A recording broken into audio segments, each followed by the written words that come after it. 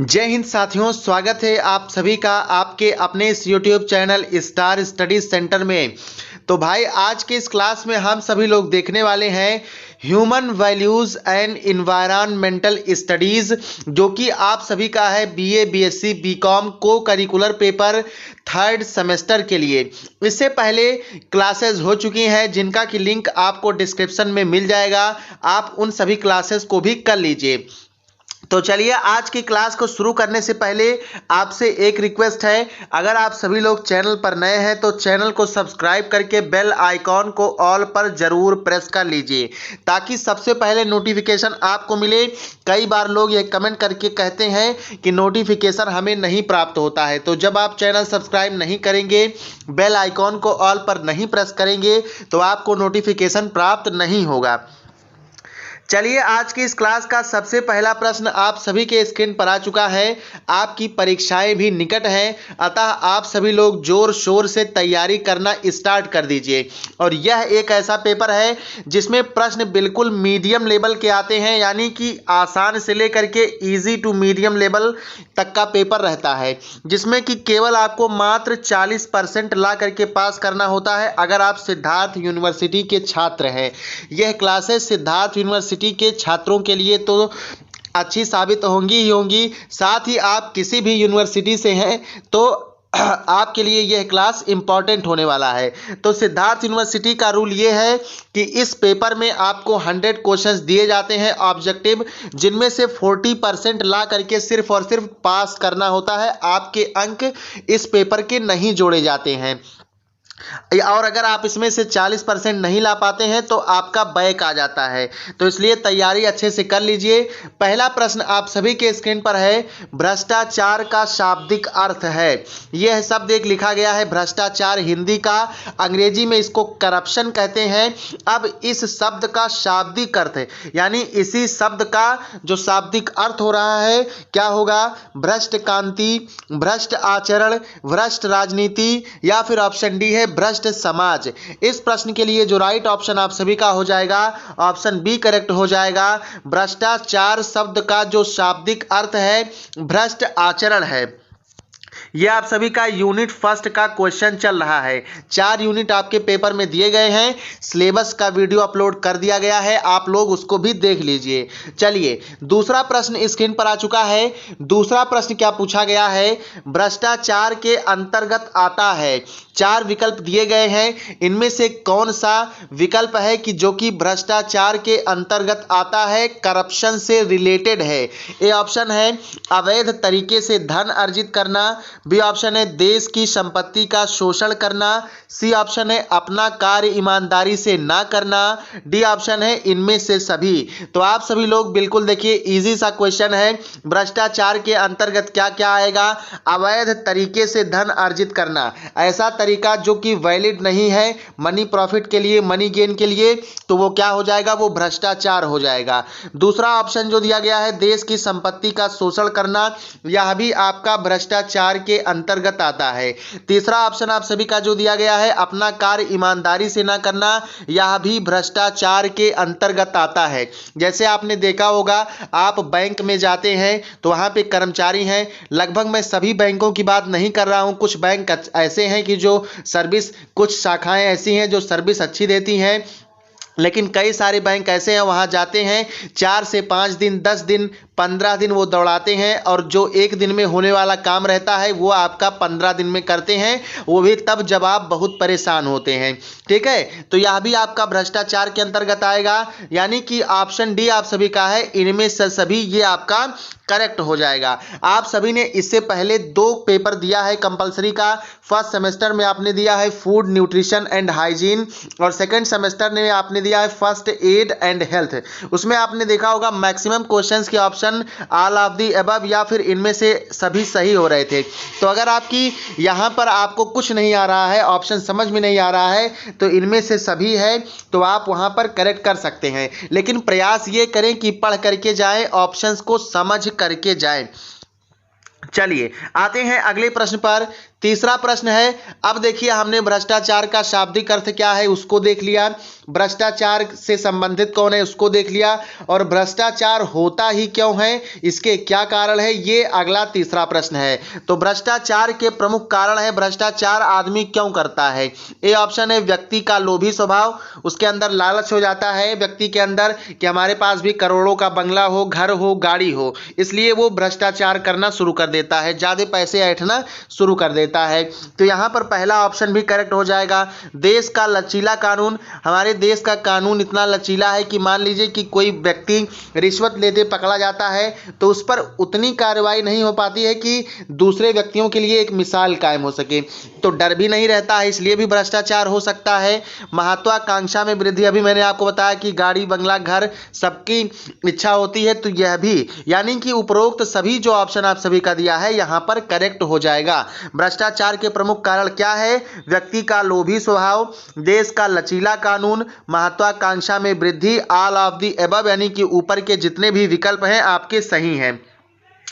चलिए अगला प्रश्न स्क्रीन पर है, भ्रष्टाचार के प्रमुख प्रकार हैं, भ्रष्टाचार कितने प्रकार की हो सकती है, भ्रष्टाचार कितने प्रकार का हो सकता है। ऑप्शन ए है रिश्वत की लेन देन, बिल्कुल सही बात है। नागरिकों द्वारा टैक्स चोरी, बिल्कुल सही बात है। भाई भतीजावाद, यह भी बिल्कुल सही बात है, अतः ऑप्शन डी यहां पर आपका करेक्ट हो जाएगा। आइए चलते हैं अगले प्रश्न पर। अगला प्रश्न देखिए आप सभी के स्क्रीन पर आ चुका है।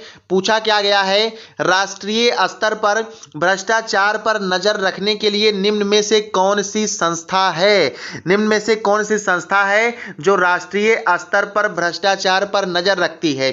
सीबीआई, सीवीसी, यहां पर देखिए सीवीसी रहेगा, ठीक है, वाह लिख लीजिएगा सीवीसी, ठीक है, ये इस तरीके से सीवीसी। तो सीवीसी, उपर्युक्त दोनों या फिर इनमें से कोई नहीं।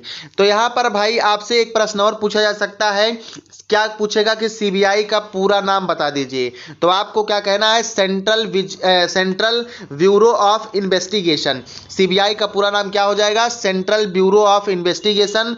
और अगर आपसे इसकी स्थापना वर्ष पूछे तो 1 अप्रैल 1963 ईस्वी को इसकी स्थापना की गई थी, किसकी, सीबीआई की। वहीं पर बात करें यदि सीवीसी की, बात करें यदि हम सीवीसी की, तो इसका पूरा नाम होता है सेंट्रल विजिलेंस कमीशन। और अगर इसकी स्थापना का वर्ष पूछे तो आप सभी लोग कमेंट सेक्शन में बताइएगा क्या होगा। चलिए, इसकी स्थापना 1964 ईस्वी को हुई थी, ठीक है। और ये सीबीआई जो है और सीवीसी दो है, यही दोनों संस्थाएं ऐसी हैं जो राष्ट्रीय स्तर पर भ्रष्टाचार पर नजर रखती हैं, अतः ऑप्शन सी यहां पर उपरोक्त दोनों सही हो जाएगा। मान लीजिए कि आपको सीबीसी समझ में नहीं आया, आपको लगता है सीबीआई, तो अगर आपने ऑप्शन ए लगा दिया तो यहां पर आपका गलत हो जाएगा, क्योंकि ए और बी दोनों ही राइट आंसर है और ऑप्शन सी में दिया है उपयुक्त दोनों, तो सबसे सुटेबल ऑप्शन हमें टिक करना रहता है। आई होप यह प्रश्न आपको समझ में आ गया होगा। आइए चलते हैं अगले प्रश्न पर। प्रश्न संख्या 6 स्क्रीन पर है। यह थोड़ा सा बढ़िया सा क्वेश्चन है, आपके एग्जाम में आ सकता है। भ्रष्टाचार निवारण अधिनियम, प्रिवेंशन ऑफ करप्शन एक्ट 1988, भ्रष्टाचार निवारण अधिनियम, ये कब आया था, 1988 में था, ये भी आप लोग याद कर लीजिएगा। तो इसको पूरी तरह से कैसे कहते हैं, भ्रष्टाचार निवारण अधिनियम 1988, अंग्रेजी में कहते हैं प्रिवेंशन ऑफ करप्शन एक्ट 1988। में कुल धाराओं की संख्या कितनी है, इसमें कितने सेक्शंस हैं, कितनी धाराएं हैं, तो ये ऑप्शन है 23 धाराएं, बी ऑप्शन है 26 धाराएं, सी ऑप्शन है 36 धाराएं और डी ऑप्शन है 31 धाराएं। इस प्रश्न का जो राइट आंसर हो जाएगा ऑप्शन डी करेक्ट हो जाएगा आप सभी का, 31 धाराएं। अब यहाँ पर आप लोग गूगल वगैरह पर सर्च करेंगे तो कहीं कहीं पर 37 धारा भी देखने को मिल जाएगी। ये जो 31 धाराएं हैं ये विकिपीडिया के अनुसार हैं और बाकी जो पुस्तकें आ रही हैं उनमें भी 31 धाराएं दिया गया है। ये आप सभी का ऑप्शन क्या हो जाएगा, करेक्ट हो जाएगा। और अगर 31 नहीं दिया है 37 दिया तो फिर 37 आप लोग करेक्ट कर दीजिएगा। चलिए आ गए हैं 7वें प्रश्न पर। 7वां प्रश्न आप सभी का क्या पूछ रहा है, आसान सा क्वेश्चन है। सोशल मीडिया की प्रक्रिया किस पर आधारित है? सूचना पर, सूचना प्रौद्योगिकी पर, संचार प्रक्रिया पर या फिर सॉफ्टवेयर पर? तो इसका सबसे जो सही आंसर होगा आप सभी का ऑप्शन बी करेक्ट हो जाएगा, सूचना प्रौद्योगिकी पर आधारित है। आते हैं अगले प्रश्न पर। अगला प्रश्न स्क्रीन पर है, प्रश्न संख्या 8 देख लीजिएगा। सोशल मीडिया की प्रमुख उपयोगिता क्या है?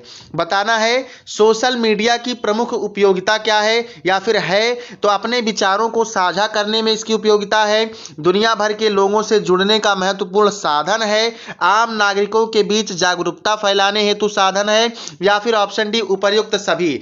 तो देखिए ऑप्शन सी आम नागरिकों के बीच जागरूकता फैलाने हेतु, आपने देखा होगा कोविड-19 आया था जिसमें कि हमें क्या खाना है, कैसे बचाव करना है, सैनिटाइजर किस तरह से लगाना है, कैसे हम अपनों को बचाएं आदि की जानकारी आपको समय समय पर आज तक और टीवी चैनल्स के माध्यम से और सोशल मीडिया के तमाम नेटवर्क से आपको मिलता था। तो ये बात बिल्कुल सही है, दुनिया भर के लोगों से जुड़ने का महत्वपूर्ण साधन है। देखिए अगर आप लंदन में हैं और आप बात करना चाहते हैं नई दिल्ली, तो आप सोशल मीडिया के थ्रू व्हाट्सएप से वीडियो कॉलिंग के माध्यम से जुड़ सकते हैं, फेसबुक से चैटिंग कर सकते हैं, और भी कई नेटवर्क हैं, प्लेटफॉर्म्स हैं जिसमें आप जुड़ सकते हैं अपने विचारों को साझा करने में। देखिए किसी के अपने कोई विचार होते हैं, मान लीजिए कि कोई फैसला आता है, सुप्रीम कोर्ट कोई फैसला दे दिया, या मान लीजिए कि कोई पार्टी जीत गई, तो उस पर लोगों की क्या राय होती है वो अपने विचार फेसबुक पे, ट्विटर पर, इंस्टाग्राम पर आदि जगहों पर शेयर कर देते हैं।